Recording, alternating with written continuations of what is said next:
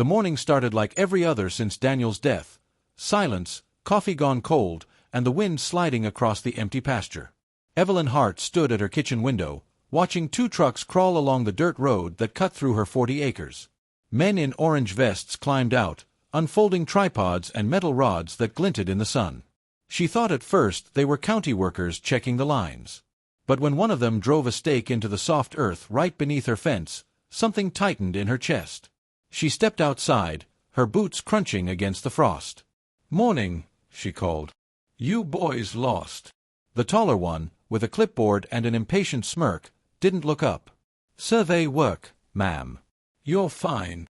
"Survey work for who?" He didn't answer, just scribbled something and moved down the fence. Evelyn's pulse thudded. Daniel used to warn her about this. Paperwork wolves, he called them. "They don't take land with guns anymore," he'd said.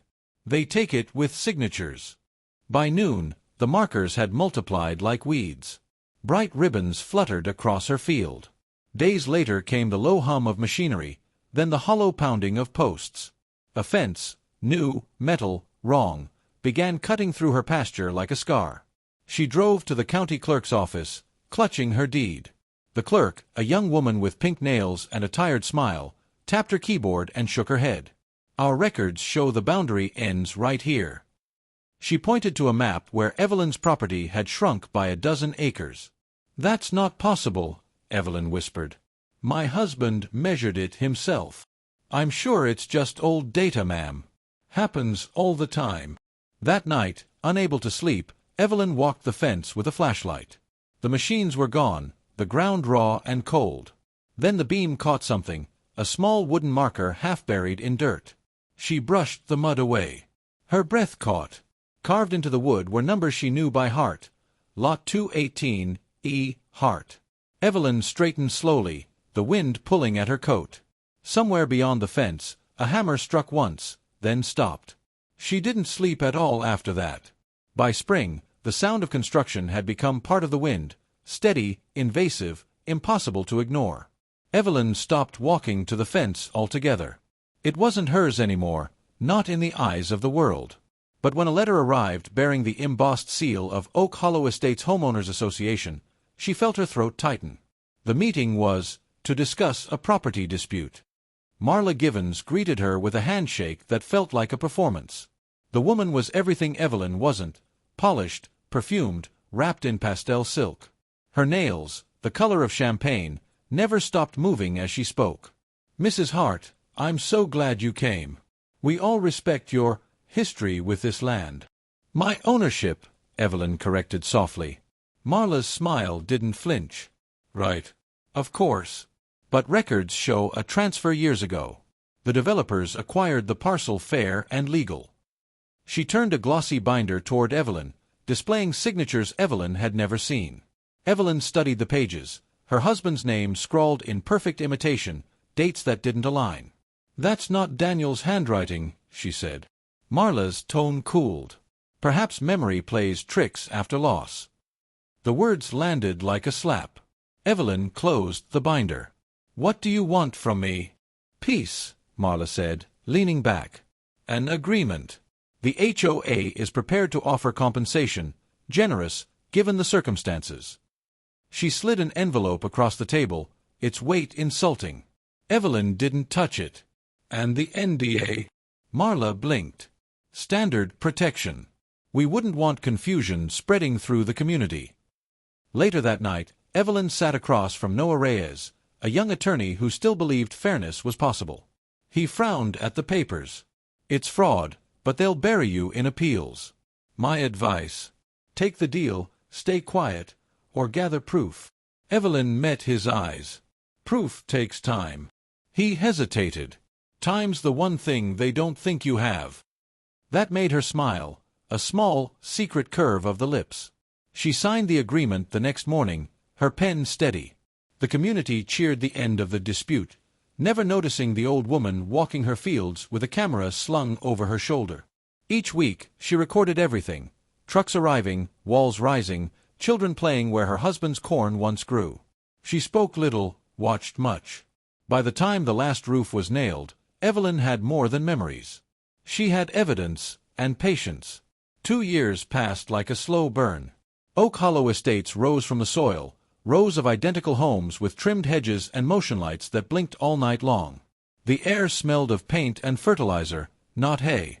From her kitchen window, Evelyn watched strangers walk dogs across what used to be her pasture. They waved sometimes, polite and oblivious. She waved back. The letter came on a Thursday. Notice of eviction. It claimed her farmhouse encroached upon HOA-managed property and must be vacated within 30 days. Evelyn read it twice, then folded it neatly and placed it beside her coffee cup. Her reflection in the window looked older, but steadier.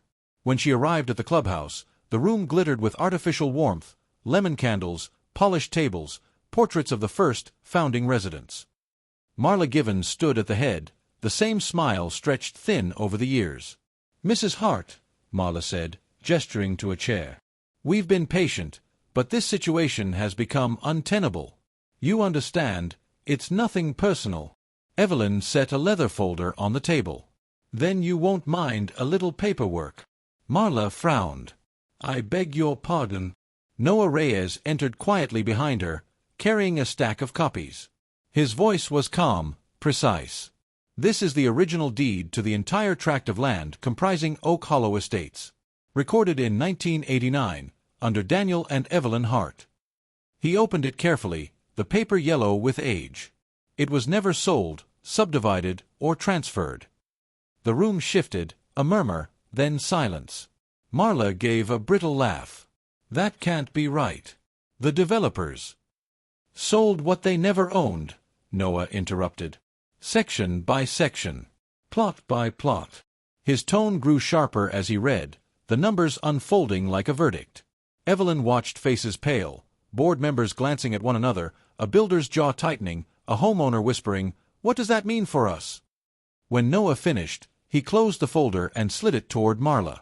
"Every home here," he said softly, "stands on stolen land." The fluorescent lights above flickered once, catching on the gold seal of the deed. Evelyn's hands were still. Marla's voice cracked. "You won't win this, Mrs. Hart." Evelyn rose, gathering her things. "I already have." Outside, the night air was cool. Cameras flashed across her porch the next morning. The courthouse smelled of old wood and camera flash. Rows of reporters waited like vultures, pens twitching as Evelyn Hart took her seat beside Noah Reyes.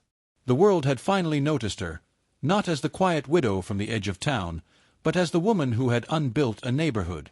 Across the aisle, Marla Givens sat rigid, her once perfect hair limp under fluorescent light. The charges read like scripture: fraudulent transfer, falsified records, conspiracy to defraud. Every word felt heavy, deserved. Yet as Evelyn listened, she felt no triumph, only the strange stillness of something finishing. When the clerk held up the old deed, the paper looked almost fragile. The county seal shimmered gold beneath the lights, just as it had that night in the clubhouse. The courtroom hushed. "This document," the judge said, "predates all subsequent development. Legally, every parcel in Oak Hollow Estates remains the property of Mrs. Evelyn Hart." Marla's composure shattered. "You can't do this," she cried, voice raw. "You'll destroy families. Children live in those houses." Evelyn met her eyes. "You already did," she said quietly. A murmur rippled through the room, pity, fear, awe. Noah touched her sleeve, leaning close. "It's over," he whispered. "You can reclaim it all now. The land, the money, it's yours." Evelyn looked toward the gallery, where dozens of homeowners sat pale and speechless. Their faces weren't cruel, just lost. "No," she said. "Let it go." The next morning, headlines blared, "Widow donates stolen land back to county." Evelyn's statement was brief. She would establish a public trust, the land held for the people, not the profiteers. When she left the courthouse, flashes burst like lightning. Someone shouted her name, but she didn't turn. The deed, now sealed and filed, felt weightless in her bag, just paper at last. Outside, the air was cold, honest. Evelyn lifted her face to it, eyes steady. Justice hadn't brought peace, but it had brought clarity. And for her, that was enough. She walked away as the cameras followed, the past finally behind her.